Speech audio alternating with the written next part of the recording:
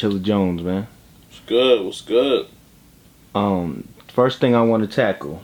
You were battling in Boston for a while. You know what I'm saying? You had some joints in GT at the time too. Unreleased. Yeah. Unreleased. I got one unreleased grind time battle versus Sir Loxley.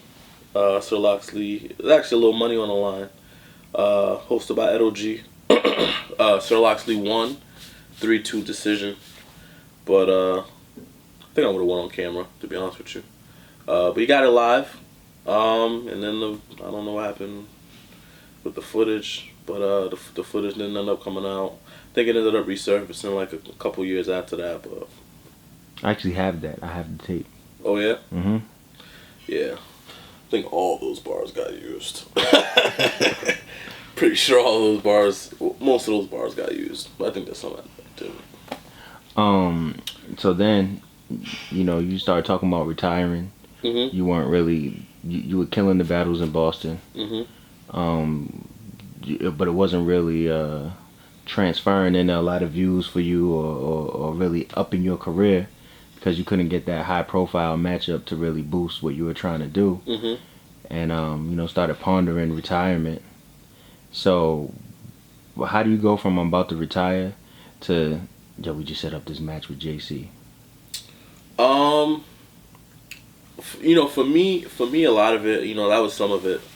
Not feeling like I was getting my just due and not getting the matchups I want. I didn't really understand how the inside, of like how battle rap worked back then. For me, it was just like, I'm nice, proves I'm nice. I want to battle certain niggas. You know what I'm saying? Like to me at that time, it wasn't like you got to work your way up, or you got to like, I didn't understand certain things about that. And then on the flip side of that was like, me even battling at that point was like, my heart wasn't in it. You know what I'm saying? Like I was making music. People knew me for making music in the city as well. The battle I had in Boston versus Gadman Jones, I turned that battle down 3 times, but the nigga just kept getting on the radio calling me out. You know what I'm saying? So like, I ended up going up to the the Dublin House is called in Dorchester. I ended up going to the Dublin House, doing that battle, winning that battle. And the Interstate Flames, who was in Shark Tank Battle League, which I ran, he ended up calling me out. That was another battle I turned down twice that I wasn't trying to do, because at that point I didn't really see myself as a battle rapper. You know what I'm saying? Like, people knew that I could freestyle and do shit like that back in the day, and my pen was crazy, but that wasn't really what I was into. So then he called me out. I ended up battling him. That was the footage that got to Norbs and got to Vague at King of the Ring, and Organic peeped it, and then they tried to get me on World Dom 2. They tried to, like, a lot of opportunities opened after that battle, just off of the strength of, of that one battle I did in Boston. Why did everybody see that? Like, it had a lot of cosigns, man. Like, when that battle came out, X Factor, John, Mickey Fax, like, that's when a lot of people got their first glimpse of me and was like, yo, this dude is something different. Like, he's different than anything we have in battle rap right now. Like, he's doing something maybe not entirely new, but he's doing it in a way that we haven't heard before. You know what I mean? So not only was it like, people watching it that were amazed, but it was like certain people would yo, Norbs, check this out. X Factor would say that, or John would say that, or Mickey Fax would say that, or other people who already had a name or a reputation in battle rap. So that's kind of what finally got certain people to check out my stuff. As far as World Domination 2, the homie Slane, who's from Boston, I think he was on tour out there. I don't know if he was with Mad Child at that time, but I know he rocks with Mad Child heavy. But he was on tour out there, and he was actually going to judge a couple of the battles that weekend. So he had kind of reached out to King of the Dot to try and get me as an undercard. I was supposed to battle Catch P out of Detroit, who I think was affiliated with Marv. And then Catch P couldn't make it last minute, so I didn't even make the trip. But, my career might have been totally different if I would have got on that World Dom 2 card, you know what I mean? Like, things... Don't get me wrong, I'm grateful for how everything turned out the way it turned out now. But, Who knows? I might have not been on Smack when I was on Smack. I might not have gotten certain opportunities. The whole trajectory of my career would have been different. You know what I'm saying? But yeah, like I said, up until the JC battle, my heart wasn't in the shit. Like I wasn't trying to be a battle rapper. I wasn't trying to be top tier. To me, it was just like I'm nice. I want to battle certain niggas, and I can't get to them. So it was like a league offered to put me and JC together. It's a small league in Pontiac. So originally I was supposed to battle JC in Pontiac, and it was supposed to happen in like spring of 2012. And there was some issues with that league in regards to like paying JC or like JC getting his money. So I ended up speaking to JC on the phone, and he was like, "Yo, bro, I'm gonna reach out to Norbs and see if we can do this, on URL, because." You know what I'm saying? This was around the time my battle with Cash Eaton had just come out, and people were kind of just starting to get a glimpse of me. And then at that point, I was in talks of battling M City for Poison Pen's card when he was affiliated with URL TV for a sec. She was like, "I'm gonna reach out to Norbs. I'm gonna see if we can do it on URL." Norbs ended up agreeing, picking it up for Summer Madness the day before. And the rest was history, man. The rest is history. So I want to kind of get into that battle. Did you think was you just like, yo, I'm gonna go right hard one last time and kill JC real quick, or were you like, did y'all converse like, yo, we gotta go hard because this shit is like our chance to really? It was more that, you know what I'm saying. Like I had a lot of respect for JC. When I battled Strange, I called out JC, I called out Rich Dollars, and I called out DNA. And after that battle, and after I battled Cash, I had talked to Norbs, and I was like, "Yo, that's who I want to battle. I want to battle JC. I want to battle Rich Dollars, or I want to battle DNA." And he was like, "Yeah, like I don't think you're ready for them yet. Like, we got to get you like, at least another 4 or 5 matchups, build your profile." Like he was telling me all this shit, and I was like, "Bro, like, I'm ready." You know what I'm saying? Like, I can hang with any of these niggas. You know what I'm saying? Or at least that's how I was feeling at the time. So when this other league had offered to set up me and JC, I was like, okay, bet. Like, they gonna set it up.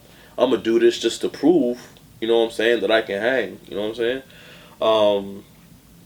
So, anyways, after the whole thing fell through and Norbs ended up picking up the battle because, most of it was already taken care of money-wise because I paid JC to do the battle. I had spoke to JC on the phone, and JC had initially asked Norbs if we could be on Summer Madness 2 on the stage, the big stage. And Norbs was like, nah. He was like, you guys don't really fit the theme. And he didn't tell us at the time. We didn't know at the time it was like Return of the Legends type of theme. But he was like, there's a theme for Summer Madness that you guys don't really fit, but we're going to have you headline the day before. So me and JC were kind of upset about that because we wanted to be on that big stage. We wanted to kind of prove that we belong on that big stage. And when he was like, yo, we're going to put y'all the day before, we kind of had just decided, like, we got to make sure that we have the battle of the weekend. You know what I'm saying? Like, regardless of who's on Summer Madness 2, we got to make sure that we turn this shit all the way upside down. Yo, when they announced the card for Summer Madness 2, were y'all like, fuck? like when they announced the card for Summer Madness 2, I understood why we didn't fit the theme, but it also made me appreciate the platform because it was like, this is literally probably the biggest card in battle rap history, and JC and I are headlining the warm-up event to that. So to me, it was like, okay, Mook might be in the building, Lux might be in the building, and to this point, I never met these guys. These are guys I watched on DVDs for years. You know what I'm saying? Like, so for me, it was like, man, Mook might be in the building, Lux might be in the building, and this guy and that guy, and it was like, okay, for me, it didn't intimidate me. It was more motivation. You know what I'm saying? And when the battle actually did happen, and Mook was there, and that was when I first met Mickey Fax, and J.R. Ryder was there, and there was a lot of people in the building that night. It was super motivating. Like I was ready to go. So actually in the battle, You went first in that joint, right? JC went first. No, JC. Yeah, right. JC set it off. I won the coin toss and he went first. So after his first round, were you kind of like, yeah, like this is exactly what I wanted? Yeah, I knew he lost. I knew he lost the first as soon as he finished. I knew he lost the first round as soon as he finished. Part of it was because I think my first 2 rounds were longer than his. And when he finished, in my head I was like, man, that round seemed short. I don't know if it actually was, but it felt short. You know what I'm saying? So I was like, okay, that's beatable. I knew what I had in my first 2 rounds. I knew I had the card scheme. I knew I had I knew I had some shit. You know what I'm saying? Like, so when he spit his first, I was good with it. I thought I got the first. Then when he spit his second, and he did the impersonation, the social network scheme, and all that.